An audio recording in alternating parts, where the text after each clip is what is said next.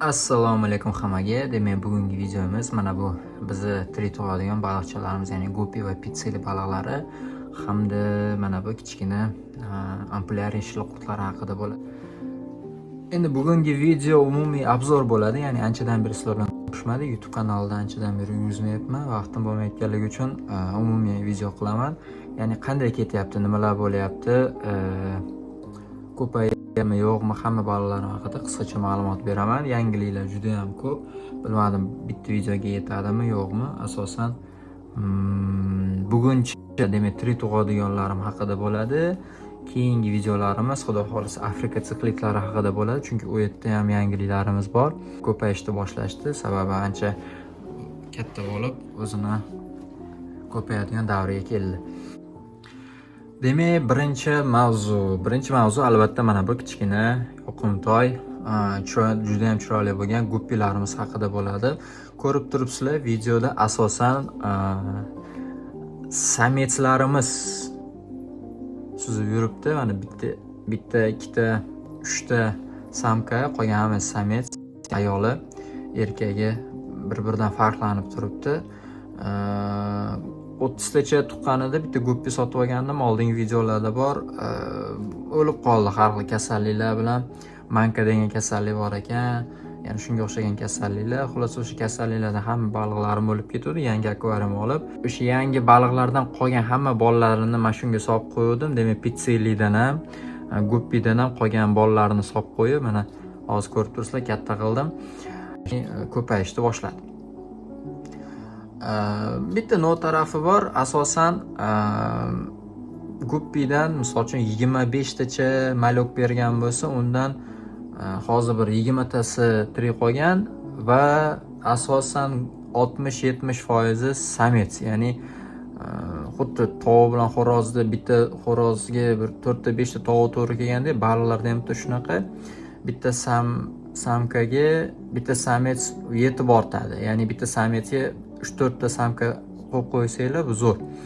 Lekin menda teskari proporsiya bo'lganligi uchun mana ko'ryapsizlar, bitta samkani 3-4 ta samets quvlab yuribdi. Mana bitta samka oldida 3 ta samets quvlab yuribdi. Shuning uchun ba'zida baribir risk bo'ladi, nobud bo'lishi mumkin, qiynab qo'yishi mumkin yoki deb stressga olib kelib, mana ko'ryapsizlar, hozir 4 ta samets quvlab yuribdi. Stress orqali o'lib qolishi mumkin yoki o'sha baribir ko'payish jarayonida ko'rmay qolsak, kuzatmay qolsak, bolalari baribir o'lib qolishi mumkin, ya'ni tug'ishiga sametslar yeb qo'yadi. Xullas, aytmoqchi bo'lganim, sizlar ham agar guppilarni ko'paytirmoqchi bo'lsanglar, o'zim tajribamdan kelib chiqib aytaman, ya'ni samets 2-3 ta yetadi, qolganini samka qilib qo'ysanglar, bemalol ko'paytirsanglar bo'ladi. Samkalar ham shunda qiynalib qolmaydi. Hozircha guppilarim hali ko'paygani yo'q. Menimcha ko'paydi-yu, men bilmay qoldim, sababi juda ham ko'p akvariumda baliqlar, kuzatish qiyin bo'lyapti. Lekin mana rogalisnik tashlab qo'yganman. Balkim shuning ichida tug'adimi desam, baribir o'sha aytganimdek boya sametslar yeb qo'yayotgan bo'lishi ham mumkin. Sababi bittasini kuzatib yurdim, qordan shu to'rt burchak bo'lib turuvdi. Ana olaman deb vaqt o'tib ketib qoldi-da, bitta qarasam, u samka yo'q. Ya'ni o'sha tug'ib qolganlar yeb qo'ygan, menimcha katta ehtimol bilan. Pitsilarimiz mana hozir mana yana bittasi turibdi. Kecha kuni, ya'ni 2 kun bo'ldi mana bunisi ko'paydi. Taxminan 30 tacha malok berdi. Bunisi ham shuncha beradi nasib qilsa. Ya'ni har malok berganda soni ko'payib boradi albatta, sababi ham yosh katta edi, ham o'zi kattalashadi, ham o'sha urug' hosil qilishi ham katta bo'ladi. Ya'ni soni ko'payadi. Birinchi berganda 10 ta, 12 ta, 15 ta berishgandi. Bu уже mana bu pitsilimiz demak 3-marta ko'paydi va shunga yarasha 30 tadan oshiqroq berdi. Albatta 3-4 ta maloklar nobud bo'ladi, sababi chala tug'ilgan yoki nimadir xalaqit berganda o'lib qolgan. Lekin baribir taxminan 25-30 tachasi ya'ni yashab ketadi va katta bo'lish ehtimoli ham baribir sal pastroq, 80% agar normal optimal harorat yoki oziqa qilib beradigan bo'lsangiz, bemalol 80% ni xudo xolasa katta qolsangiz bo'ladi. Endi mana bu pitseliyimiz ham xudo xolasa ertaga yoki indinga ko'payib qolishi kerak. Mana raddomga qo'yib qo'yganmiz. Ikkalasini farqi 2 kun. Men aynan zametkaga yozib ketaman. Bunisi misol uchun bugun kundan keyin nargiz tug'adi. Har bittasi 20-21 kun, 22 kun oralig'ida tug'adi. Pitselilar shunaqa bo'lar ekan. Shu guppini ham shunaqa qilib olsam, misol uchun pitseliyam ikkitasi tug'adi, qolgani 3-4 ta samets bor, ikkita samka ham katta bo'lmayapti. Nimagadir balkim o'zi tabiiy shunaqa bo'lganmi yoki qanaqa stress orqali rivojlanmay qo'ygan bilmadim. Faqat ikkitasi shunaqa avlod beradi, qolgani shunchaki dekorativ baliqqa o'xshab faqatgina yashayapti. O'sha ikkalasi bo'lganligi uchun bemalol kuzatib, zametka qilib yozib qo'yapman. Kuzatishim natijasida shunaqa informatsiyalarni oldim. Lekin guppilarim ko'proq bo'lganligi uchun sal qiynalganman. Xudo xolasa ularni ham sekin-asta aynan shu sametlarim hozir sotuvga qo'yganman dedim-ku, o'sha kamayadigan bo'lsa, aynan o'sha sekin ularni ham kontrol qilishni boshlayman. Sametlarni ham boshqa akvariumga olib qo'ysam bo'ladi. Endi baribir baliqqa qanaqadir ozor berganda bo'lib qolaman, sababi ular ham yashashni xohlaydi, ko'payishni xohlaydi. Uchun qiynamaslik kerak, ularni ham tabiiy sharoit tutish kerak. Xo'p, ikkinchi mavzuni ham aytib o'tdim, ya'ni pitseliyni, uchinchisi ampulari. O'tgangi videolarda ko'rgan bo'lsanglar, ampulyar shilqurtlarimizni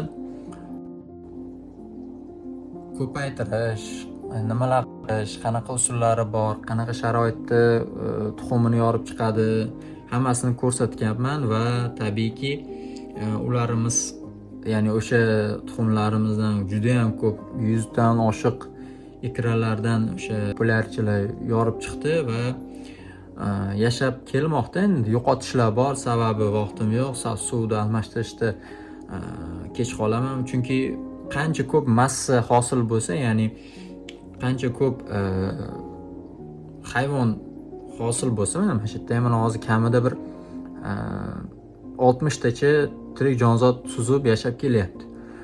O'shalar qancha ko'p yashasa, shuncha ko'p axlat hosil bo'ladi, suv shuncha ko'p ifloslanadi. Shunga yarasha siz har bir haftada 10 kunda tez suvni mana shuncha almashtirib turmasangiz bo'lmaydi. Endi men shunaqa narsalar sal kech qolib ketyapman, sababi boshqa ishlarim ham bor, boshqa hayvonlarim ham bor, baliqdan tashqari. Shuning uchun shu shilqurtlar bilan sal qiyin bo'lyapti. Ya'ni ular katta bo'lyapti-da, где-то shu nohotchalik bo'lgandan keyin qanaqadir o'lib qolishni boshlayapti. Misol uchun birinchi ko'paytirishda bo'lganimda 400 tacha tuxumdan hozir 50 tacha qoldi. Undan keyin yana sekin-sekin ko'payyapti. Mana hozir ham ko'rsataman. Keyinroq hozir 5 ta tuxum qo'yilgan, ya'ni 5 ta ampulyarium tuxum qo'yib tashlagan. Bittasi bugun yorib chiqyapti. Xo'p, ampulyarilar ham sotuvda bor. Agar kimdir xohlagan bo'lsa, mana bemalol baliqlar bilan o'zimizni tabiiy suvlarda yashayapti. Sog'lom bilan hammasi, ya'ni уже shu 1 oylikdan o'tkazib olsangiz, уже o'lish ehtimoli, ya'ni nobud bo'lish ehtimoli juda ham kam bo'lar ekan. Aynan shu mashina nohotchalik bo'lganda sal qarab turishingiz kerak ekan. Aynan baribir misol quyonlarda ham bitta kasallik bor. Agar bilsanglar, 1 oylik bo'lganda o'sha quyonda bolalar 1 oydan 2 oygacha bo'lgan paytda qorni ishi bo'lib qoladigan kasalligi bor. Balkim shu ampulyarilarda ham balkim shunaqa kasallik bordir. Aynan shu ma'lum bir vaqtga kelgandan keyin shu yaxshilab qarash kerak ekan. Lekin bular уже katta bo'ldi. Taxminan 2 oylikdan oshgan, bemalol. Misol 10 ta boqsangiz, kamida 9 tasi katta bo'lishi ehtimoli katta. Agar sharoitini shunga yarasha qilib bersangiz. Hozir ko'rsataman, mana 70 litrlik konteyner oldim. Akvariumdan ko'ra konteyner ancha arzon tushadi. Endi men bu konteynerni dekoratsiya uchun emas, shunchaki maluklarni boqqan oldim. Shuning uchun akvariumning o'rniga konteyner ham bo'ladi degan ma'noda. Mana ko'rsanglar bo'ladi. Shilqurtlar ham yuribdi, mana hammasi. Mana bu ota-onalari mana. Otasi endi poli ajratilmaydi-yu, ampulyariyada mana уже maluklar ham katta bo'lyapti, ya'ni pitseliyni maluklari. Kattalari где-то 1,5 oylik bo'lib qoldi, kichkinalari 1 oylikcha bor. Hoppa. Sekin ochamiz mana. Mana sizlarga ko'rsataman. Qanday ko'rsatsam bo'ladi? Mana. Ko'ryapsizlar, ikralar past. Ikra emas, o'sha mana. Kichkina shilliq qurtchalar suzib yuribdi. Sekin chiqib qo'yamiz yana qaytadan joyiga. Chekka tushib qoldi. Plus mana bu yerda ham bugun yana yangi qo'yib berish. Shunaqa devorchasiga qo'yib ketadi. Ozgina joy qoldirishingiz kerak. Agar qoldirmasangiz qo'ya olmaydi. Shuning uchun, ya'ni ampulyar shilliq qurtlari quruqlikka tuxum qo'yishadi. Sekin yopib qo'yamiz. Krishkasi bo'lmasa ba'zi ampulyarlar chiqib ketib qoladi. Qochib ketib qoladi, ya'ni. Shuning uchun yopib qo'yamiz. Mana ko'z tegmasin, mashalloh. Xo'p, endi keyingi planlarimiz nimadan iborat? Sizlar bilan agar plan qiladigan bo'lsak, birinchi planimiz albatta guppilarni ko'paytirish. Guppilarni ko'paytirish birinchi maqsadim. Sababi уже ko'payadigan paytga keldi. Ikkinchi maqsadim esa mana pastda ko'rib turibsizlar, antsitruslar suzib yuribdi. Antsitrus, qora, sariq antsitruslar. Ularni ham ko'paytirishim kerak. Maxsus idishchalar qo'yib qo'yganman, keramik idishchalar, o'shaning ichida bemalol ko'payishadi-yu, faqat polini ajratib olish kerak. Demak, taxminan misol uchun 100 ta malok beradigan bo'lsa, 100 tadan bo'lsa bir 10 tachasi samka bo'ladi, xolos. Qolgan hammasi samets bo'ladi. Antsitruslarda bilishim bo'yicha, shuning uchun samka bilan sametsda parasini ajratib olish juda ham qiyin. Eng yomon tarafi bularni katta bo'lmaguncha polini ajratish juda ham qiyin hisoblanadi.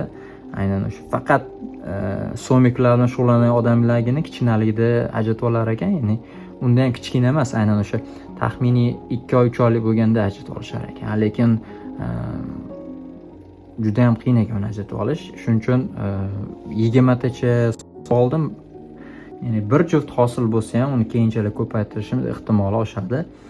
Shuning uchun ko'proq sotib oldim. Xudo xolasa balkim o'xshab qolar. Ya'ni ikkinchi maqsadim aynan o'sha somiklar, antsitruslarni ko'paytirish. Xo'p, bu akvariumda hozircha shunaqa gaplar, ya'ni jivarodkalarim, tirik tug'adiganlarim shular. Xudo xolasa ko'z tegmasin, mashalloh, pitselilarim har oy gazet 20-21 kunda ko'payib ketmoqda. Kimgadir kerak bo'lsa, Mickey Mouse pitselilar albatta aloqaga chiqinglar. Dastlabki qilib berishimiz mumkin bularni ham. Hozir emas-ku, bir oylardan keyin ancha katta bo'lib qoladi. Shundan keyin ko'paytirishimiz mumkin va sizlarga ham ulashishimiz mumkin. Keyingi videolarda albatta sixlitlar haqida bo'ladi, ya'ni Afrika sixlitlar, polkishnik, ular ham ko'payib ancha o'zini ranglarini olib qoldi. Hozircha shular. Sog' salomat bo'linglar, kuzatishda davom etinglar, obuna bo'lishni unutmanglar. Charchamanglar.